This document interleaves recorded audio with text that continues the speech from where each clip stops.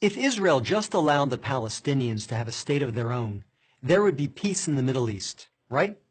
That's what you hear from UN ambassadors, European diplomats, and most college professors. But what if I told you that Israel has already offered the Palestinians a state of their own, and not just once, but on 5 separate occasions? Don't believe me? Let's review the record. After the breakup of the Ottoman Empire following World War I, Britain took control of most of the Middle East, including the area that constitutes modern Israel. 17 years later, in 1936, the Arabs rebelled against the British and against their Jewish neighbors. The British formed a task force, the Peel Commission, to study the cause of the rebellion.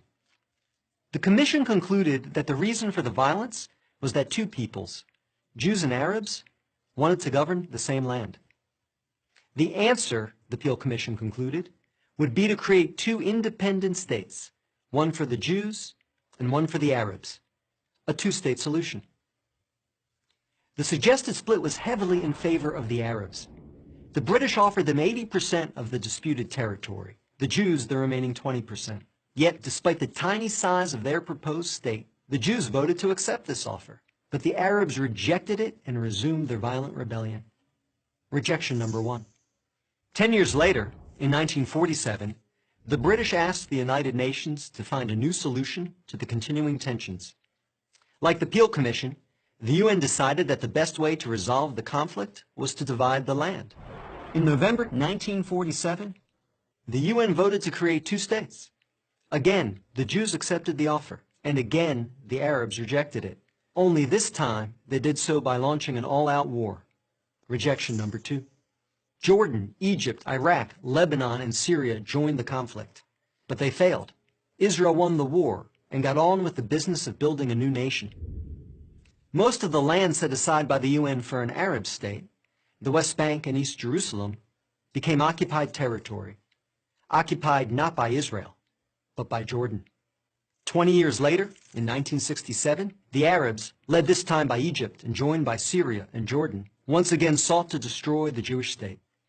The 1967 conflict, known as the 6-Day War, ended in a stunning victory for Israel. Jerusalem and the West Bank, as well as the area known as the Gaza Strip, fell into Israel's hands. The government split over what to do with this new territory. Half wanted to return the West Bank to Jordan and Gaza to Egypt in exchange for peace. The other half wanted to give it to the region's Arabs, who had begun referring to themselves as the Palestinians, in the hope that they would ultimately build their own state there. Neither initiative got very far.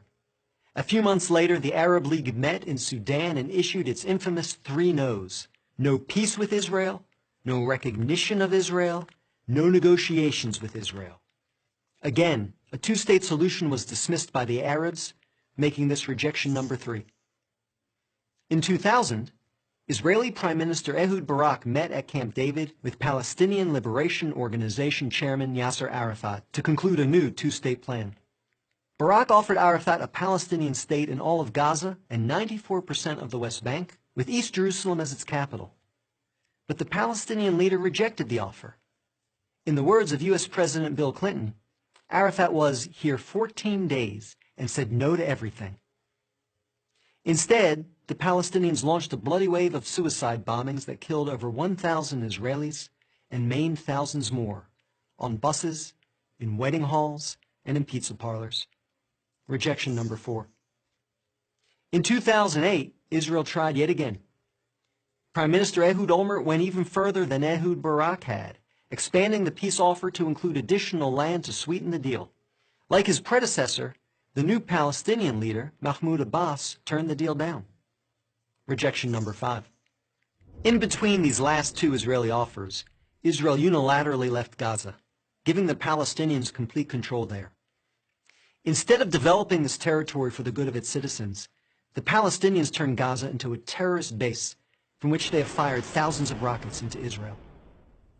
Each time Israel has agreed to a Palestinian state, the Palestinians have rejected the offer, often violently.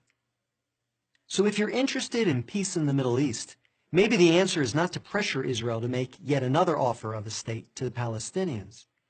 Maybe the answer is to pressure the Palestinians to finally accept the existence of a Jewish state. I'm David Brog, Executive Director of the Maccabee Task Force for Prager University.